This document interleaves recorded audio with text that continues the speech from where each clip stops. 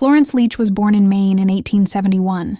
Her parents were Albert and Eliza, and she had one brother, Charles, a decade older. The family lived in Portland, in this home.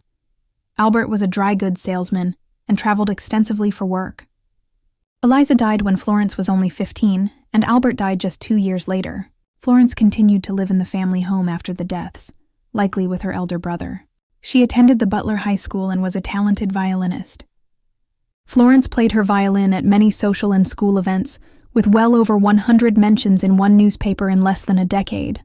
By the end of 1889, Florence was about to graduate from high school, and she petitioned the courts to allow the sale of the family home. She even performed a violin duet as part of the graduation program. A year later, Florence departed Portland for Boston to continue her education.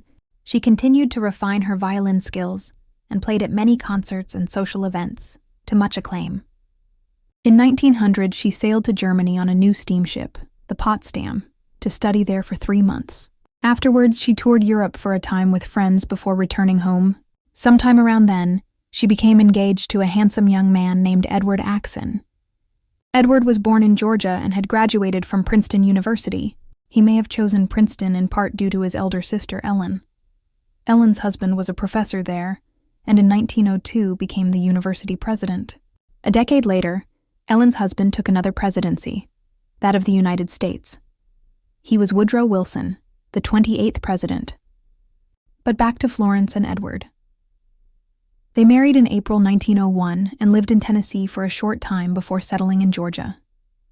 Edward worked as the superintendent of the Franklin Creighton gold mine. 2 years later, they welcomed a beautiful baby boy who they named Edward. The little family was happy and so well loved in their community. April 21st, 1905. It was a lovely spring Friday, and the family decided it would be a perfect day for a picnic. Today, there is a modern bridge and paved road to cross the river. But in 1905, there was a flatboat, a small ferry, in use.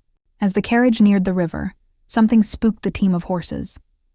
They bolted, and as Edward struggled to regain control of them, the team ran straight for the low ferry, aboard it, and plunged into the river on the other side. The river was about 15 feet deep there at the time. Edward struggled to save his family, and was able to grab them, one under each arm, and tried to swim to shore. Despite all his efforts, he was unable to save his family or himself.